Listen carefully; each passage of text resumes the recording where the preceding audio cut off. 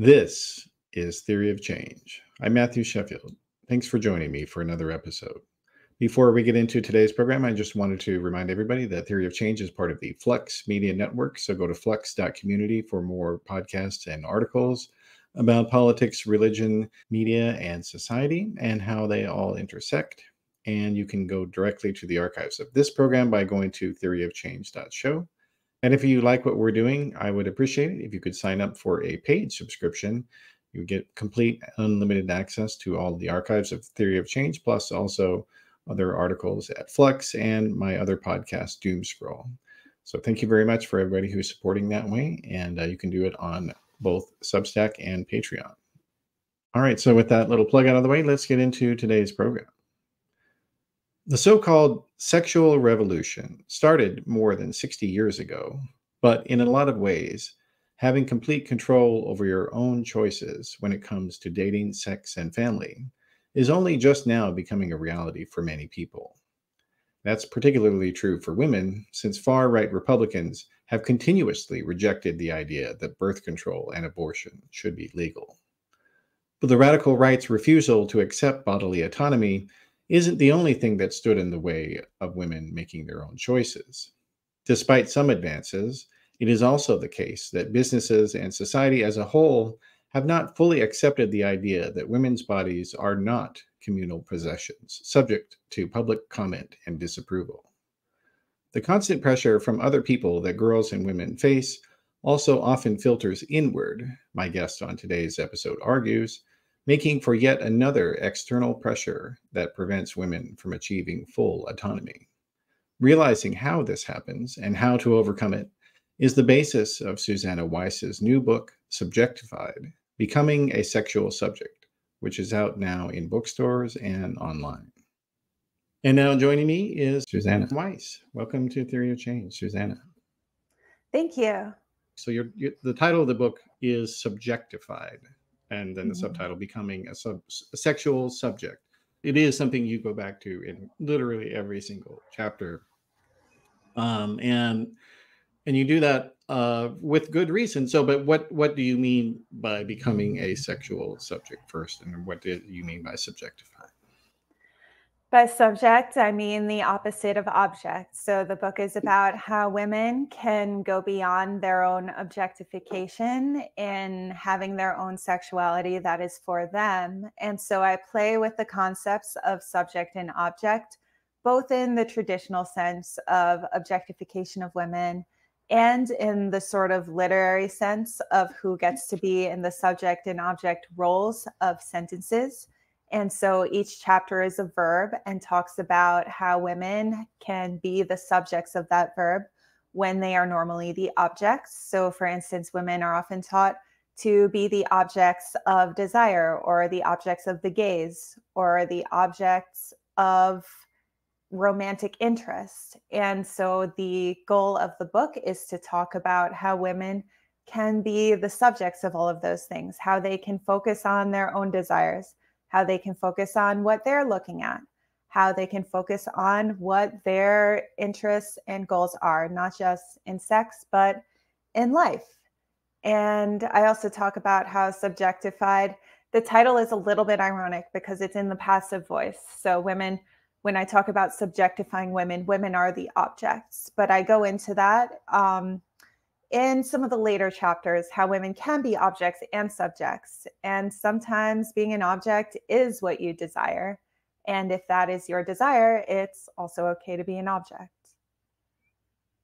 Yeah, and I mean, and it is definitely, you definitely deal with the idea of sexual objectification quite a bit. So for people who haven't read a lot of feminist literature, what does the term objectification mean for people who are not familiar with that?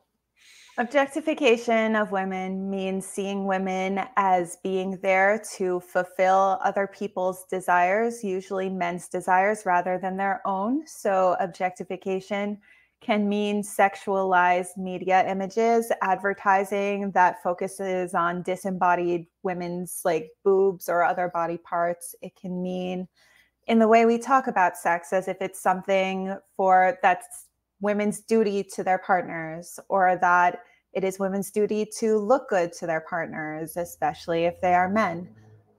It is basically the idea that women are there for men's pleasure. And as I discuss in the book, I also talk about how this shows up even in feminist movements, even in movements like body positivity, focusing on how all kinds of women can be sexually arousing to look at, or in even discussions about consent that tend to focus on women's ability to say yes or no to men's desires rather than having their own. Yeah, and we'll definitely get into that as we go along here. So, and you're writing this book from your experience as a sex writer. So maybe let's just give a little overview of your your career. Like, when did you start doing that, and why did you start doing it? And like, what are some of the maybe if you have any stories that you think are worth sharing from that experience as well? Yeah, so this book is very first person. Every chapter talks about my journey with some element of sexual empowerment, and it's based on my 9-year career as a sex and relationship writer, having adventures such as going to clothing optional resorts, going to sex parties, going to a women's masturbation workshop. And the common theme, not always, but is seeing how women are still objectified in settings meant to empower them.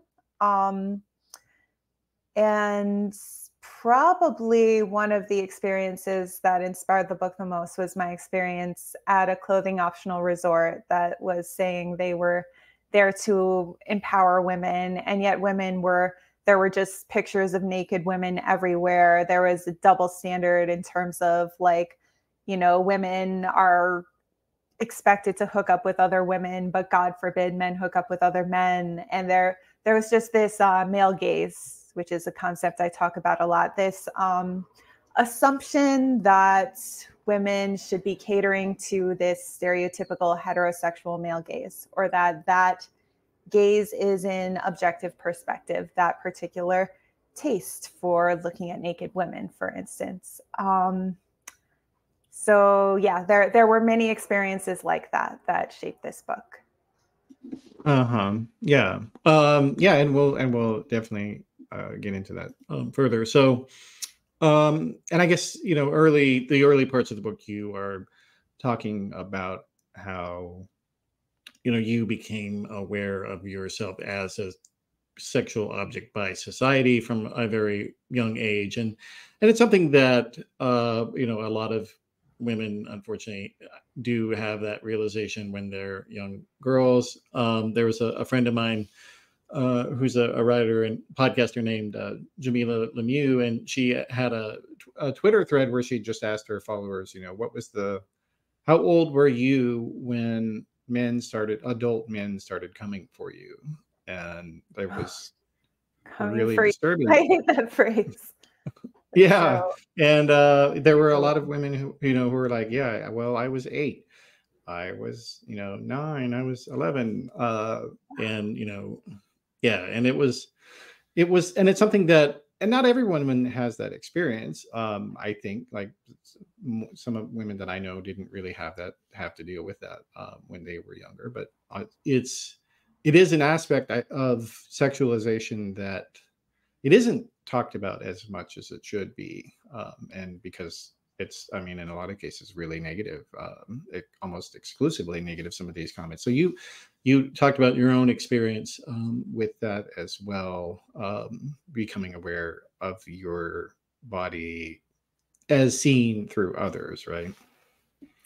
Yes, the way I describe that experience is it's as if my eyes left their sockets and stood in outer space looking at me instead of looking at the rest of the world. Psychologists call this objectified body consciousness, where you are aware of your body as an object and you look at your face almost as if it's a mask. You lose a sense of connection to the sensations and perceptions that your body is experiencing, and you focus instead on how other people are experiencing you. And that's how I felt For me, it was probably around 12 or 13 when I noticed little things like one man telling me I looked developed and some guys talking about looking down girls' shirts in school. It was this very weird experience of thinking the world is in my eyes, and then suddenly I'm inside other people's eyes and they are sizing me up. And it's my duty to look or perform a certain way for them. It takes you out of your body, this experience. Yeah. And, and I think to some degree there's it's too easy to think though that these types of expectations and treatment of girls and women is something that's some sort of modern affectation, but it's really not the case at all. I mean, this is really a long history of this in human society, and kind of seeing women as the object of men's sexuality, not having your own. I mean, like for instance, in the Bible, the Hebrew Bible, there's prohibitions on male homosexual acts, but there are no prohibitions on female homosexual acts because that's not even considered a possibility that women would want to do. That's my favorite example of it. And also maybe who knows why. So what you're saying is God is okay with lesbians. Yes, basically that's what it seems like. And it does fit that, and it does kind of fit that experience that you're talking about. So, but also part of that same age development that you were talking about in the beginning part of the book, later on you also add in the idea of getting your own period, and that's something that also is can be a very traumatizing experience for a lot of women. And you talk about your own experience with that. You want to go into that here a bit, if you could? I'm actually working on my second book now, which deals a lot with that. So I didn't go so deep into that in Subjectified, that I talk about how women, we learn from a young age to expect pain throughout our lives, and menstruation is one way in which we learn that. And it is very tied to reproduction and this idea that you have a destiny as a mother. And that is another thing that can be jarring when you are 9, 10, 11 years old to first learn about that. And like, what? I'm like a baby making machine. And it's another way that you kind of learn that you exist for other people. Not that having a period makes that true, but that the way in which it's talked about is often in terms of a sacrifice or in terms of pain that women have to go through in order to bring forth the next generation. And and there's also very little context given to it. Like, it is unsettling to learn about your vagina bleeding if you are not told, like, this is perfectly normal, it's okay, like, it shouldn't be painful if you're not given that context. Yeah, and the book goes into how that's another way in which women learn that their bodies exist for other people, this idea that it's their destiny to be mothers. Yeah, and well, and it also, I mean, I think in a lot of states and localities, it is also the case that many parents or schools do not give girls any sort of instruction about this. And I mean, I personally, have known a number of women that were like, yeah, when I got my period, nobody had told me anything. I had been told generically at some point that would happen to me, but nothing at all about what that meant or what I was supposed to do, or anything like that. And but it is it is incredible, I think, that that's such a very basic and personal thing that a lot of people are never told anything about. I mean, you talk about that to some degree, right? Yeah, my first exposure to the idea of periods was when I was like almost 11. I was at sleepaway camp and we were playing Mad Libs, and there was one like suggestion that we had to fill out was a bad day. And someone yelled, "The day before your period." And I was like, "What's that?" And they were like, "It's when your thing bleeds and you grow hair there." And so I imagine that like you were rushed to the hospital and you were bleeding, and then you came out and you suddenly had pubic hair. And then it was very depressing to learn that that supposedly happened every month, because I still thought of it as this medical emergency. And there was just no context. Um, yeah. And I also talk about how, like, Mhm. now there's all these ideas about women being moon goddesses and menstruation connecting you to your feminine intuition, which felt Mhm. just as shitty for me to learn about. Like, because it's a Yeah. stereotype projected onto our bodies. Yeah, well, and you really do talk about that concept quite a lot of how feminism has kind of been commercialized in a lot of different ways. And it is a thing that you talk about in many different facets, but I guess maybe probably most prominently is in a lot of these commercials now that you see that are they claim to be about body positivity, but they really don't define what that means. But then it's also sexualized at the same time. um and and I think for when right-wing people see commercials that are showing women who are not skinny, or showing all different kinds of body types, that or heights or whatever, or breast sizes, that they get angry at that, and they think of it as an example of leftism run amok. But that's really not what this is. It is companies trying to commercialize a social movement that is left wing, and in some ways kind of strip it of its essential message, right?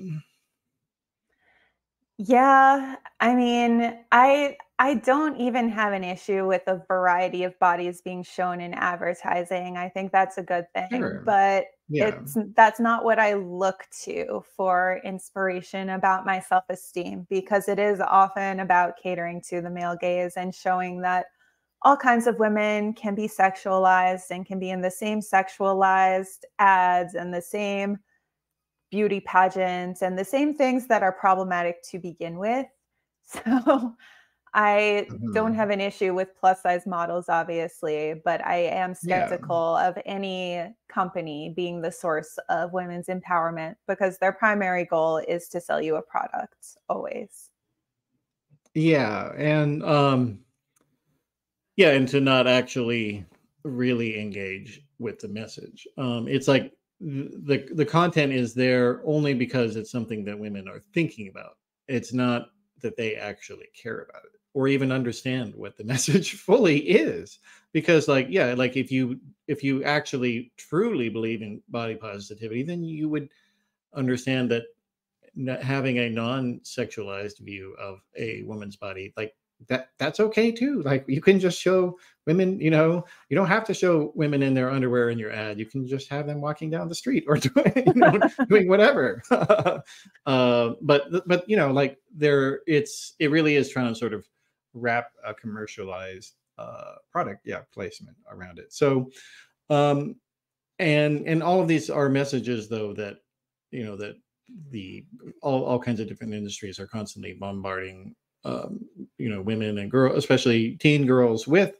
And it really has a negative impact on a lot of people having to see these messages that are in many very, very contradictory in many cases, and both somewhat empowering, but also very objectifying as well. And I mean, you yourself, uh, it's a theme that you develop persistently as your own experience with a eating disorder that you developed with in after being sexualized by other people. But you want to talk about your experience with that?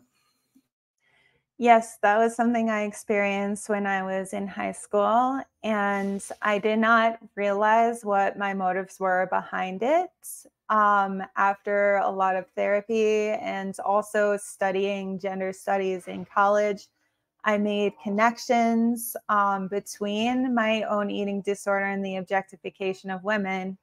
And I personally think that to have all these jarring experiences around growing breasts, around menstruation, around things that require a certain amount of fat on your body, having less fat on my body was a way to protect myself. It was a way to become less objectifiable and to retain my subjecthood in the only way I knew how, because nobody had taught me that a woman can be sexual and still be a subject. I thought the only way to remain a subject was to desexualize myself so that then I could be free and I could live my own life and I wouldn't be an object for men, as opposed to I can be an object of desire and also have my own desires, and those are important. And no one taught me that. So my only like mode of protection was an eating disorder. So I went to a residential treatment center the summer between high school and college for my eating disorder. And I definitely improved over the course of that time, just having a lot of support. I'm very thankful for that. But it was really an experience I had when I got out that I feel healed me. And it was an experience a lot of people would say is degrading to women that I hooked up with a complete stranger on a beach on a family vacation. And he, I don't know how much detail to give. Like it was all about however much you want. it was all about my pleasure. And I felt really empowered by it. And I realized that there was a way to be a sexual being without being a mere object, and that I had been lied to, and that sexuality was something beautiful and empowering for women. And that, I think, was what it took to actually get me out of my eating disorder, was to see my body as something that was here to feel and to experience pleasure, and not just to please men, and not just to be used, and not just to be taken advantage of. And that was how I got into my field of study. And I had more empowering experiences in college that show me like why is there this amazing thing about having a quote unquote woman's body that nobody told me. People just told me that having a woman's body was dangerous and vulnerable. And I want people to hear a different message. Mm-hmm. Well, and you do talk about it also in the context of masturbation as well. That is, it is something that is that boys learn much younger, generally speaking, than girls, and to some degree, it's not even a lot of women, even as adults, they really don't have a lot of familiarity with their own body in that way. And you have a whole chapter on that subject. So you want to like how do you maybe talk about sort of your watching in your career of seeing other women have those realizations that maybe you had at a younger age than some of them? Yeah, well, since we learn that women's sexuality exists for men, we don't often talk about female masturbation as if it's normal. And the book analyzes a few media examples. The one that comes to mind is American Pie, where these men are spying on this woman masturbating, and it's all like she's doing it for the male gaze. Like there's literally men spying on her. She doesn't even know that, but she masturbates in a way as if she knows. She does like she sensually undresses and like plays with her perfect breasts and like acts as if she's putting on a show. And I think I've noticed that in my own mind sometimes, like even when I have masturbated, I've been like, what noise should I make? What face should I make? Because women's sexuality is made out to be this performance rather than something experienced from the inside. And I think it's important for women to have a sexuality outside of that. And I often advise women who are self-conscious in the bedroom not to think about how sexy they are, or that could be a part of it, but to actually focus on their partner and what is turning them on, what is turning the woman on, not how much she is turning someone else on. Hmm. And I guess within this context, yeah, like the relationship. Sex context, you do talk about your experience with That is something movement that's kind of calls itself orgasmic meditation, and you describe it as a world of gender essentialism masquerading as progressivism. What did you mean by that? There's a lot now that you can find online about orgasmic meditation. They were very corrupt in a number of ways. If you're interested, you can look at the Netflix documentary, Orgasm Inc. But it was basically this sex cult that taught people this practice that was supposed to change your life, where a man strokes the upper left quadrant of a woman's clitoris for 13 minutes, and they're in a nest of pillows, and there's a stopwatch, and the man is in charge of setting the timer and, grounding the woman and like pressing on her legs to be like, it's okay, like, all right, I'm the man, I gotcha. And there's this whole theory, this whole philosophy behind it, which they didn't really invent, about the masculine and the feminine as these spiritual energies, and the feminine is wild and irrational and emotional, and the masculine is, steady and fierce and strong and like a rock. And it is the same gender roles, really the same Western gender roles that we have been hearing for a long time. Men need to tame their woman, women can't think, men need to provide logic. And I see this all the time in the New Age community, not in the exact same way, but as the divine masculine and divine feminine. And it actually doesn't have much to do. They often draw from Tantra, but it doesn't actually have much to do with the original tantric text. It's more about appropriating them to fit Western gender roles. Yeah, and it is why I think you do see, You have seen a fair amount of crossover between people who are into, I don't know, they'll say alternative living, as so they might call it, that also get into QAnon, because they kind of in some ways have some of the same concepts, including the sexism. Yeah, like the idea of masculine energy or feminine, like it's ludicrous. Like there's no such thing as that. And if you believe that, then you haven't known enough people to know that there are plenty of women who have the characteristics that you might think are masculine, or vice versa. But yeah, and that is why, and like this whole embracing of just things that are, just like spices or whatever, and thinking that they're magical. Like that's exactly what Alex Jones does. Also, like there's no it is a what? It's conspiracism that is being sold to you rather than empowerment, I would say. I mean, what do you think? It's really interesting that these New Age hippies in LA, and I know a lot of them, like you would think like they're these free spirits, and there's a lot of overlap between that community and right-wing politics. And I've heard there's a sex educator named Erica Smith. She talks about how a lot of it actually seems to draw from purity culture. Like they talk about how when you have sex with someone, their energy gets on you, and you have to do rituals and cleanses to get rid of that energy, which is a form of slut shaming. Like stick to the facts at least. Like, okay, maybe you'll have a negative experience. Okay, maybe you'll get an STI. Like at least stick to the facts if you're going to have that conversation, and don't add this energy element. Yeah, because I mean, it is functionally no different than, like some of the Mosaic law prescriptions about sexuality and things like that. I mean, it is really trying to get sex advice from ancient books when people didn't know anything about, like, didn't even know that sperm and egg existed.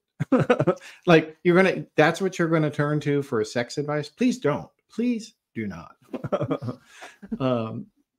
And yeah, so And then, you also do, just to go back to the kind of the commercialization stuff like this. And maybe it's not, this is less commercialized, but for a few years ago, there was this idea of free the nipple, which was kind of a movement to legalize women going topless in public spaces, and they did have some success. And you were there as they were moving along in some ways. You want to talk about your what you learned from all that?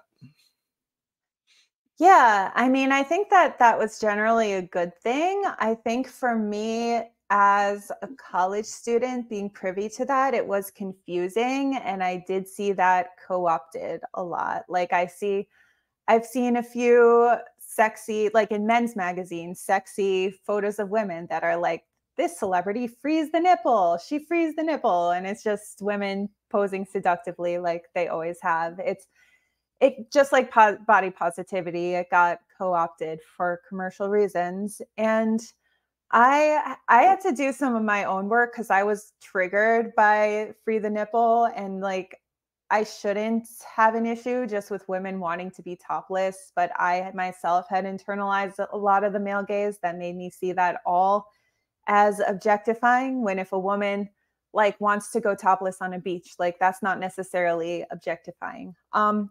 But the main point that I make throughout the chapter is that there is no way of dressing that is objectifying or subjectifying or empowering or disempowering. It's really about being in your body and doing, I hate to say doing it for yourself because that's such a cliche and you're never really doing it just for yourself, but being in your body and making choices based on what brings you happiness. And other than that, you can do whatever you want, but it's really just about owning your sexuality and being an object only if that is actually what is appealing to you. Mm-hmm. So, dressing for yourself in the moment for how you feel, rather than trying to layer too many other things on top of it, if you can help it, I guess, right? Right. Yeah. Well, and so and you did talk about like that it was there was also a tension with that movement, because this was also the time when there were these shows, things like Girls Gone Wild and the Man Show, where they were just blatantly putting women's breasts on television and whatnot, and so like that was obviously part of your sort of conflict, I guess, right? We were trying to figure out how to square that in some way, or or what would you say? Yeah, my initial reaction was just, how is this empowering? Isn't this what we're trying to get away from? Like, aren't we just fighting for women's right not to be like seen as objects and not to, have our breasts front and center? And I know that is part of the intent behind the movement, is to normalize it and not have to have the breast be sexualized. There have been some critiques of the fact that, for instance, the free the nipple merchandise was just like shirts and other items with these, perky pink nipples, like this sort of normalized white, thin. A lot of the protests that you see, it is, and there are some people who did not fit that. Like I saw one trans person who posted photos of their nipples as they transitioned, to show how there's a double standard. I believe it, I'm trying to remember who it was. I can't really remember, but there have been some participants in that movement who are not just like thin white women showing off their boobs, but a lot of it did seem to be that. And I think that's why it rubbed a lot of people the wrong way. Mm-hmm. Well, and then I guess on that similar subject, you also do talk about your going to clothing optional results, and having to kind of adjust what you thought about that as well. Do you want to talk about that experience as well? Yeah, I actually went back to another one recently. I don't know if I should name names, but a lot of these resorts, there are a few different clothing optional or top optional resorts that, are there for women to be free and express their sexuality, but they are often more about men's sexuality and more about men paying for access to boobs. Um, that was my latest experience. I won't name names, I don't need to, but went to a resort that was top optional. And it was just so many male eyes staring at my boobs the whole time and like not even making eye contact with me and like following me around. And one dude just like looked at me and goes, like, looks down at my boobs and goes, "Are you my favorite?" Like these environments. And I think and then there was another resort that was saying, "We're making over this resort to appeal to women." And the way that they did that was to put a little drawing at the bottom of the pool of a woman's naked body and have these female silhouettes in the rooms on the walls. And it's very interesting that we continue to conflate female sexual empowerment with female sexual display. It's almost like our bodies and the sight of our bodies stand in for our own desires and thoughts and feelings. Like people can't conceptualize women having sexual desires and thoughts and feelings still. Yeah, I could go on, but there were a lot of experiences at those resorts that were like, and even just the aesthetics, there are often these films or these, screens with like little porn films happening. And it's always like two women giving a guy a blowjob or, two women hooking up, or it's never really seems to be for women. Mm-hmm. Well, and you talk about it in the context of Hugh Hefner and Playboy as well. That because and I mean that he's as a person people have a lot of conflicting thoughts about him, because in some ways he did make it easier to for women to have a sexual empowerment to some degree, but that's clearly not what his business was, as you noted. I don't have mixed feelings about him. I think he was. Oh, you don't? Okay. Well, I mean, he personally was. No, but I'm saying, like, in other words, allowing women to not have to be, I guess to some degree, mainstreaming nudity in some fashion. He personally obviously was a creep and a terrible person. I don't mean to say that. I mean, in the sense that the movement that, he became the figurehead for, it was better than him as a person, if I'm making any sense. Hopefully. Yeah, I think what I'm talking about with regard to what I'm seeing at clothing optional resorts and other settings is a vestige of his form of sexual empowerment. That's all about. He had this quote that was like, "It's women's beauty that makes the world go round. If men didn't objectify women in a positive sense, then we wouldn't have civilization." Like he says all these things that are naturalizing the objectification of women and making it seem like it is totally natural and fun for women to be objects. And if you actually look at the accounts of women who worked at the Playboy Mansion, you hear a different story, that it really was not about the women. And even some feminists have said things about, like I remember reading an article in Refinery 29 when Hugh Hefner died saying, he normalized women expressing their sexuality, which I found really interesting because, again, we're conflating their sexuality with their sexiness, as if a woman being sexy is a woman expressing her sexuality. And I think those two things are really different, because a woman being sexy, for some women, if maybe they have an exhibitionist side, like maybe that is part of their sexuality, but overall it is mainly for men's sexuality to stand there and look pretty. That's not really a representation of women's desire.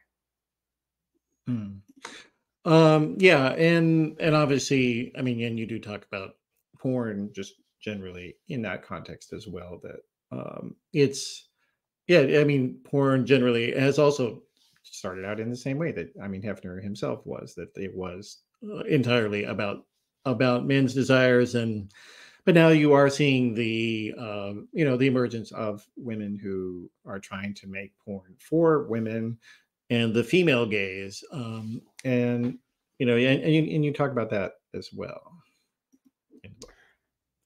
Yeah, I don't love the idea of a female gaze because I don't think any one gender has a gaze or any gender has one gaze. Like, I think it would be more beneficial to depict a variety of gazes and not label any of them male or female. But yeah, I really like the work of certain feminist porn directors, like Erica Luss, like Inka Winter at Foreplay Films. There are people doing good work with regard to showing a variety of female desires and queer desires and just things that fall outside the mainstream male gaze.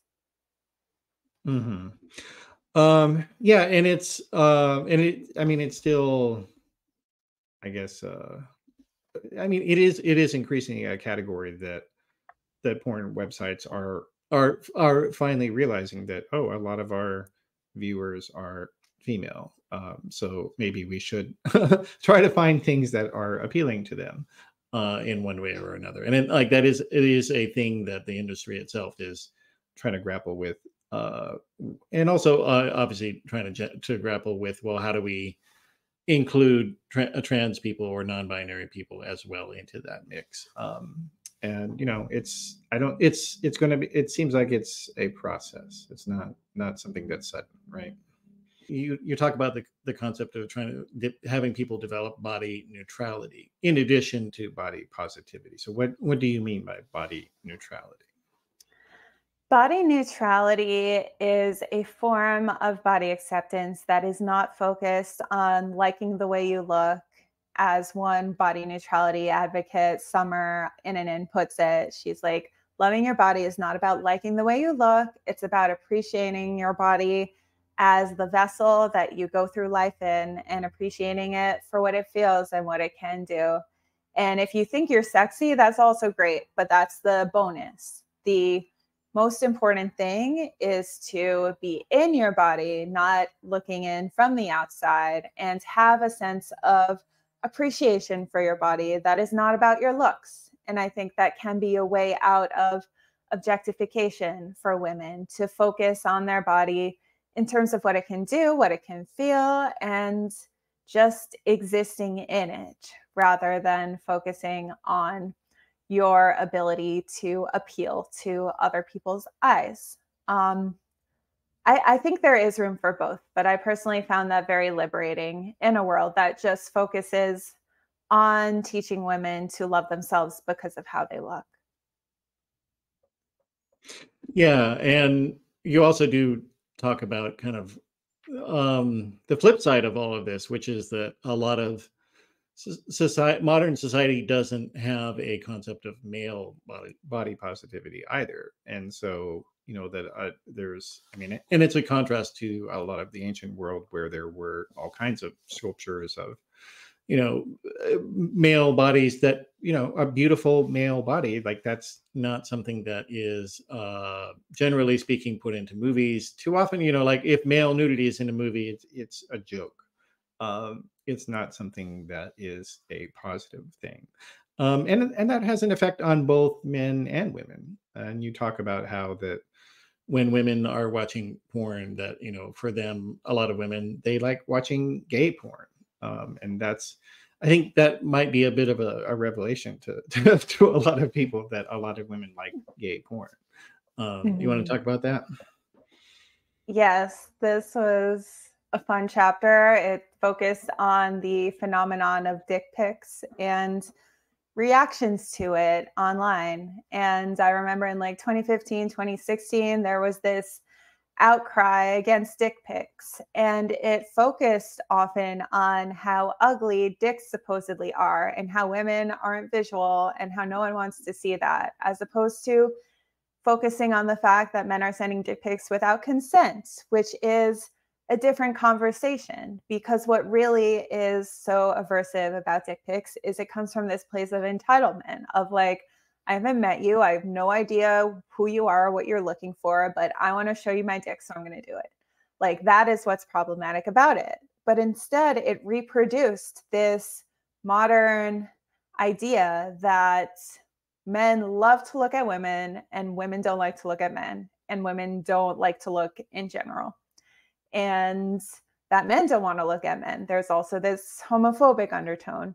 And yeah, I think that deprives a lot of people of their ability to have their desires validated. This idea, and there's all these pop culture quotes that I brought in, like from Seinfeld, Elaine saying, the female body is a work of art, the male body is like a Ferrari, was it? It's like for getting around, but it's not for being looked at.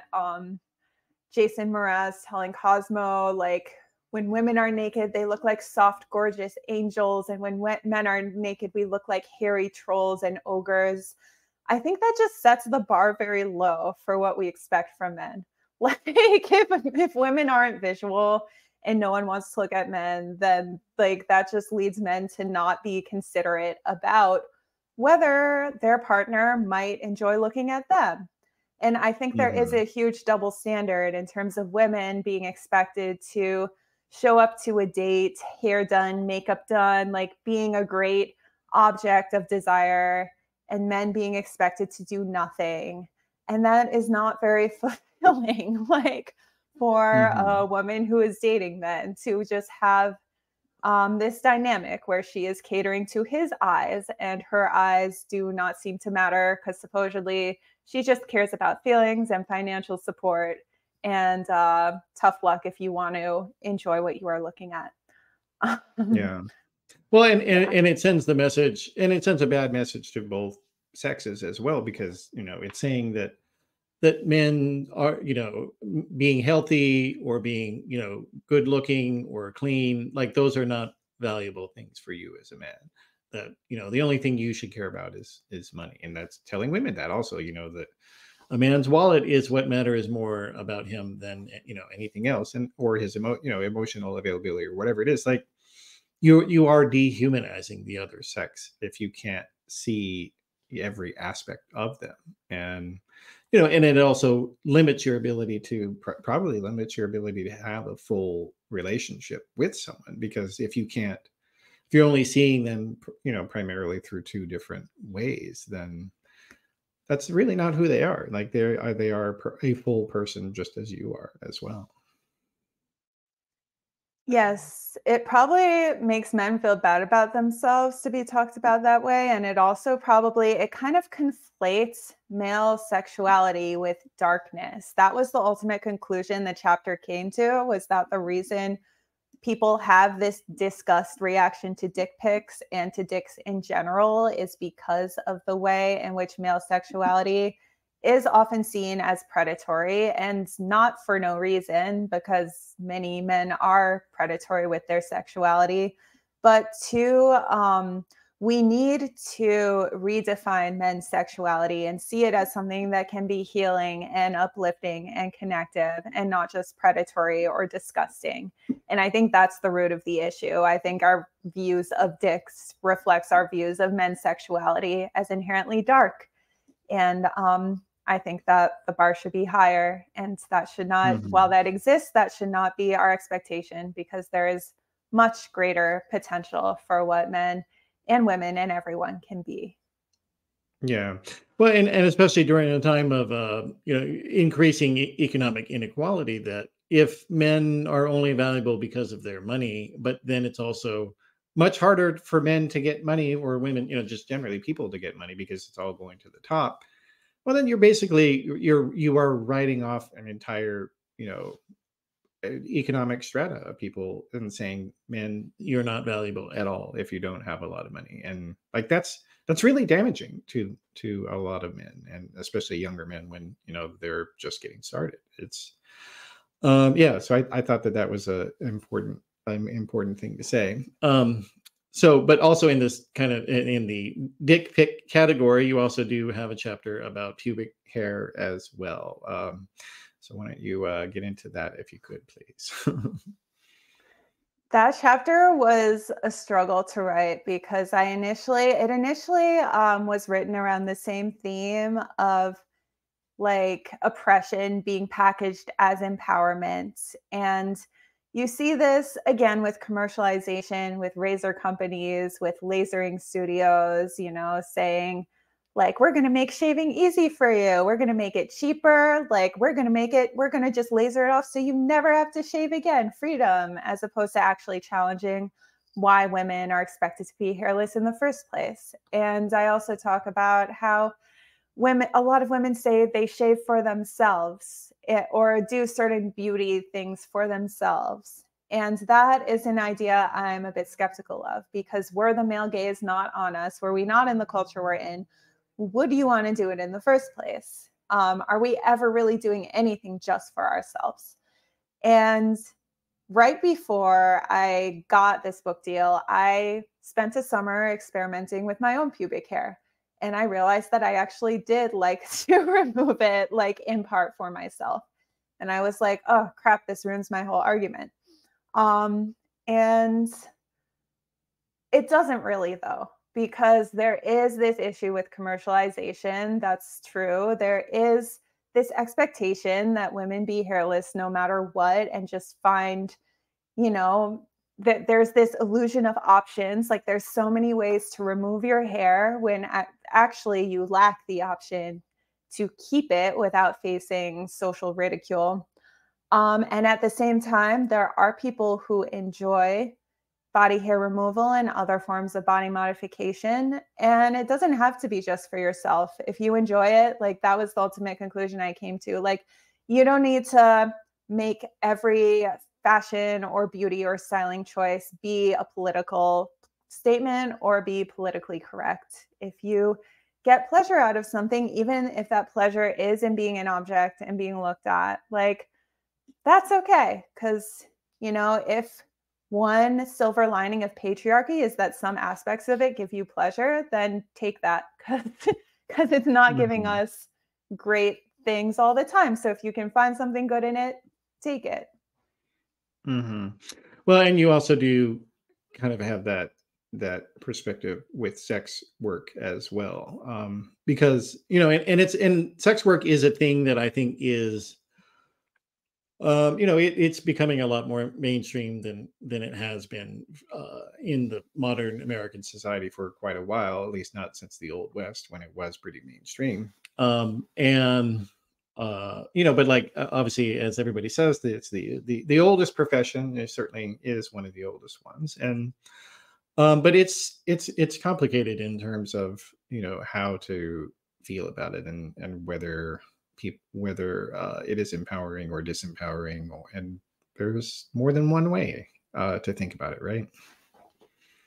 Yeah, like similar to what I said about dick pics, it really depends largely on the context, and it depends on, I just think we should set the bar higher for what sex work looks like. And the reason why people think of sex work as oppressive is that they don't realize that there is a way to enjoy sex work and sex in a way that is desired and consensual and mutually respectful.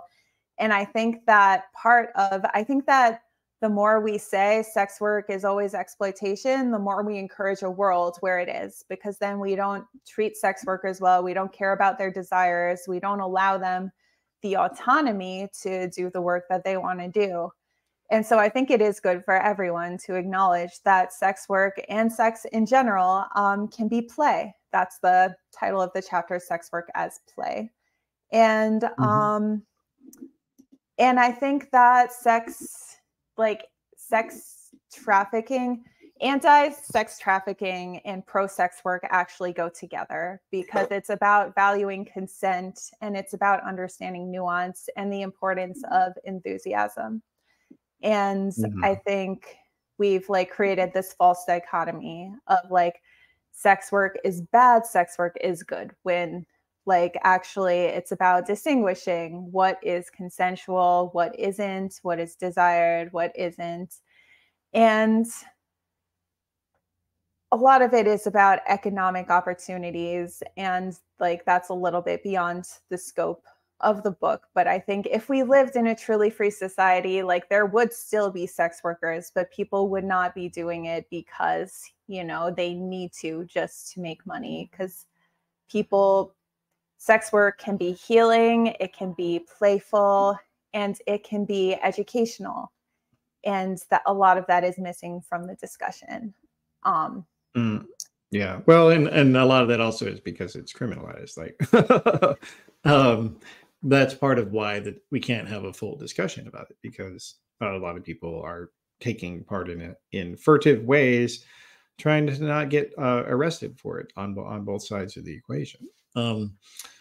And you talk about your own experience, though, of just trying it out in a couple of different ways. You want to talk about that? What you experience with that sex work? Yeah.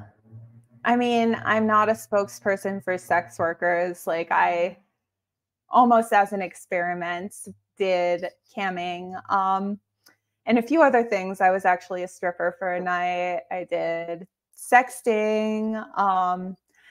And I really enjoyed it. And it showed me a new vision of what work could be, because in our capitalist society, we really value hard work, putting yourself under stress to achieve, being impressive. And for me, sex work was actually a way out of that, and a way to find work that felt like play, and to find work that was about nourishing and pleasing my body rather than fighting my body and forcing it to do things, you know, it doesn't want to do, like be on my computer all day or write when I'm really tired. Like, to just masturbate all day and get paid for it was actually very liberating, and showed me that there is a different value system we could adhere to, where I was appreciated just for showing up and didn't really need to accomplish anything, quote unquote, impressive, at least not stereotypically, that people were happy to pay me just for my pleasure. That was very liberating. And even though I'm not doing that anymore, I do take that idea with me, that my ultimate goal in life is to be paid for my pleasure. Mhm. Well, and you talked about it also, I guess, sex work in the context of that, it is a kind of, it's a way of having more liberation for everybody, regardless of sexual orientation or, male, female, etc. That, and I guess you quote something, a quote from Augustine, who was a Catholic saint, but people don't know this quote from him enough as I think they should. Do you want to talk about that a little bit, or what he said about sex work? Now I'm trying to remember. He said something about it being a necessary evil to just quell men's uncontrollable desires. That was the basic gist. And that's a very objectifying narrative, that sex workers exist because men are so horny and women must do the difficult job of letting them fuck us. Someone's got to do it, or else they'll just become rapists or something, which is very disempowering. It's all about men's desire.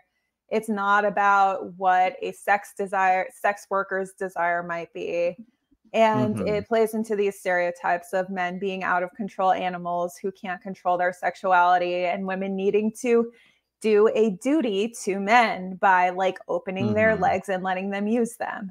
It's the same. And I still see this narrative nowadays, that sex work is this necessary evil just to curb rape, which I think we have a bigger problem if we need sex work so that men don't rape. Yeah, and and it's interesting because in the context of sex work, the stereotypical views are, as you said, that men's sexuality is violent, dark, chaotic, but then also in the other literature, it's that women are those things, that women are chaos. Like Jordan Peterson, like he's obsessed with the idea that women are chaos, and it's like you should read what you're saying in one context and then see what you're saying in another, like to understand that it's fine to think to assign one characteristic to either sex is just ridiculous. And then, but the other thing about sex work for women who don't do it, like, it is also empowering for them as well to not have to feel pressure to have sex, in some sense, right? I feel like that's not talked about as much. Like, that for a lot of men, they will get into dating or harass women. And in some way, if they have a sexual outlet, it's easier for women who don't, just want to be a regular person and live a regular life, to not have to deal with dating if they don't want to. There's no pressure on them. I don't feel like that's talked about too much. Do you think it is? I haven't heard that talked about specifically, the idea that well, actually, I have heard it. It's interesting because I also talk in the book about incels, and there was something written about how maybe sex workers can fulfill the desires of incels so that they're not, shooting people or whatever. Again, I think, the way you're talking about it is a little different, that it's more just like if women just don't want to date or have sex. When it's talked about in the context of sexual violence, I think there is a bigger issue underneath that like sex workers aren't going to solve, because the issue is men are, feeling inclined towards sexual violence in the first place. But in terms of just people having different sex drives or different desires, I guess that in a way that sex work could be a solution to that. Yeah, well, I mean, I know of people that has been a solution for them. If there was a sexual imbalance in their relationship, that they one side or the other is like, well, if you're okay with it, then I will go and do some other stuff. And as long, and sometimes that works for some people, sometimes it doesn't. But to your point about the incels, it is like, it is the case. I mean, it is the case that when you have sex work decriminalized and legalized, that you do have less sexual violence in a society. That is true. But to your point, though, sex workers should not be the last line of defense against, men not having, the appropriate tools to deal with stress, to deal with, capitalistic expectations or, negative sexuality of their own that was, that they learned from society, to what, like we were talking about earlier, that if you don't have money, then you're worthless. And, if you can't, that you should think of sex or relationships as, like a lot of right-wing dating advice podcasts, they say things like that all relationships are prostitute John. And men should think of their wife as their prostitute, and they should be thought of as the John, that you cannot be anything other than a John. It is a terrible state of affairs, and it's a terrible thing to tell men. But there's not enough talk of how educational and dare I say religious system should be sending more positive messages to men like that.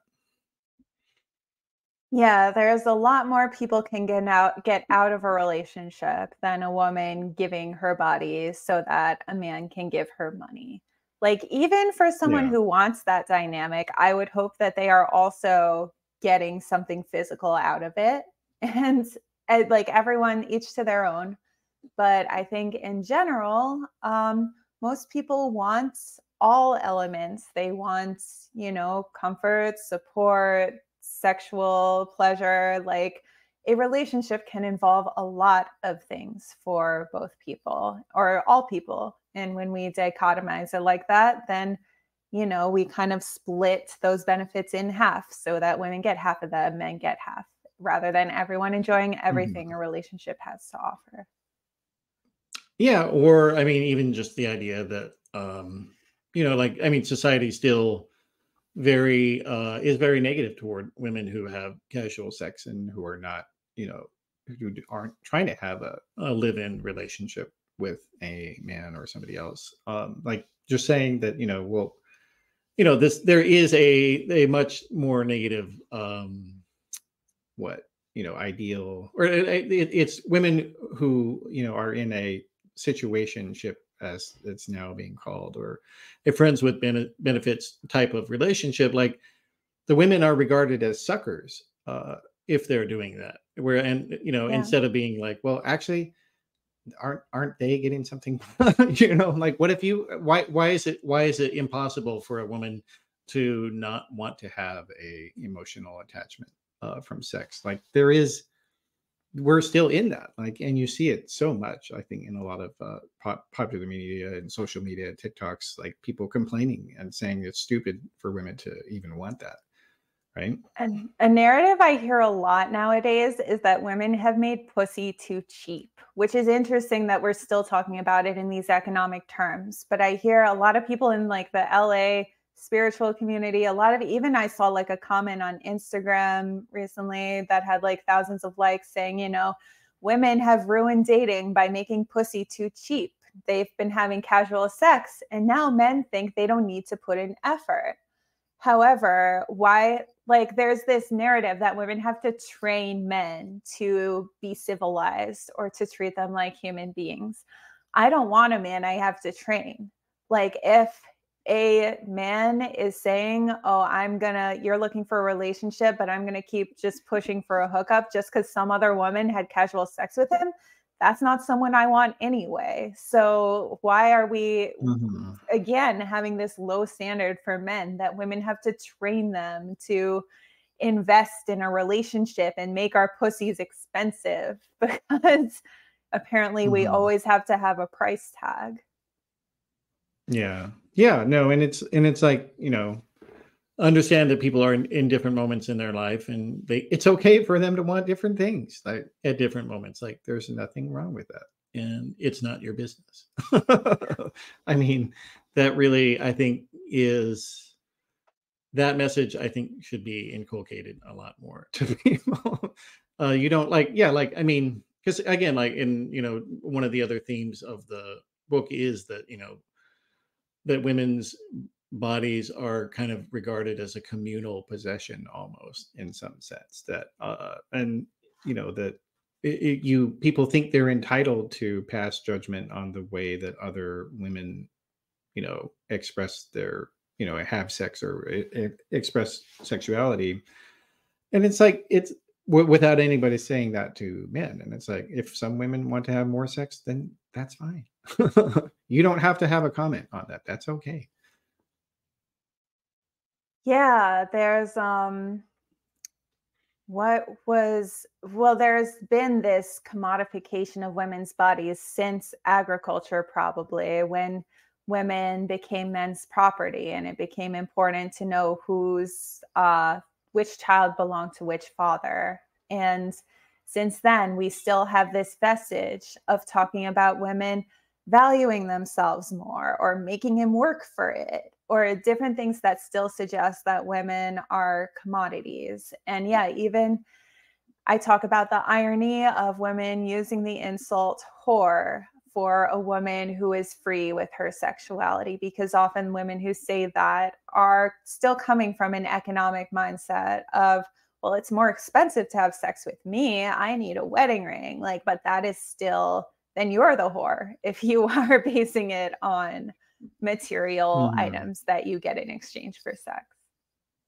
No, I think that's a great point. And it is probably why some women hate sex workers, because, they feel like that they have cheated the system, if you will. And it's like, and they themselves implicitly are saying, well, I see myself as a rival to you in some sense. That is what that negativity implies to me.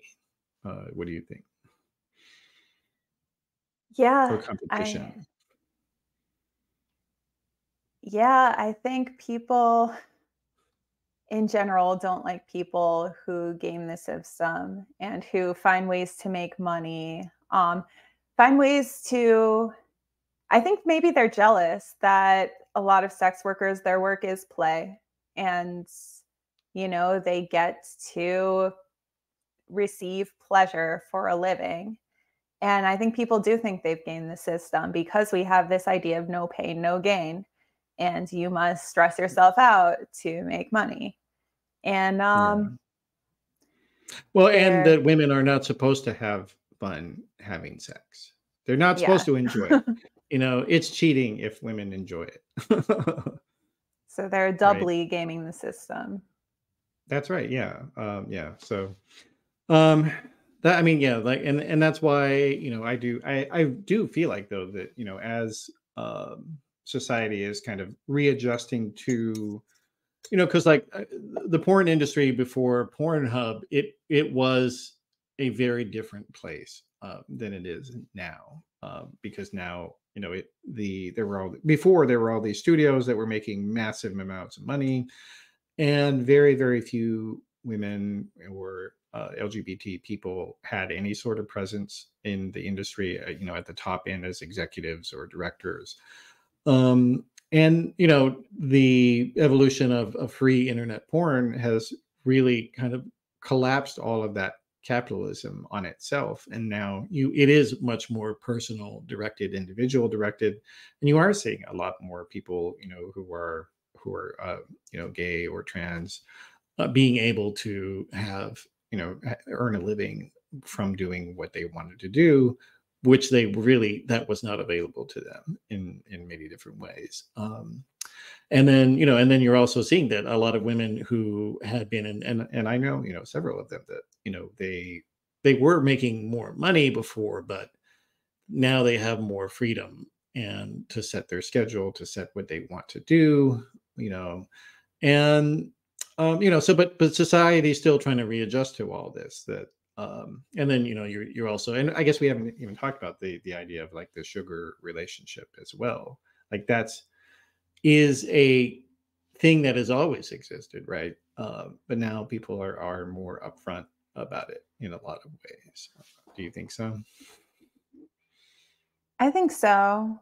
And I think if that is what turns someone on, then that is fine. I think that I just hope that whatever relationship people are in, it is because they are getting something out of it and not just the money. I mean, I hope that people in those relationships are enjoying both the money and the sex. That is my only opinion on what other people should do. Well, or they can have more than one and get enjoyment another way. That's possible too, right? So yeah. Anyway, all right. Well, is there anything else you feel like we should have discussed here, or do you think we hit all the major points? I think that we've hit the major points. Okay. Well, good. I hope you've had a good experience. Did you have fun? Hopefully you had fun, Suzannah. Yes, I enjoyed this conversation. Thank you. Okay, great. All right. So for people who want to keep up with you on social media, you want to give them your website address and social media and all that stuff. My website is suzannahweiss.com. SUZANNAHWEISS. My Twitter is Suzannah Weiss. My Instagram is Weiss Suzannah. And my book is Subjectified, Becoming a Sexual Subject, which you can order on Amazon. All right. Sounds good. Thanks for being here, Suzannah. Thank you. All right. So that is the program for today. I appreciate everybody joining us for the episode. And you can always get more if you go to theoryofchange.show to get the archives, the video, audio, and transcript of all the episodes. And you can also go to flux.community to see the other content that I'm producing with my friends and colleagues as well. So that's it for this episode. I will see you next time.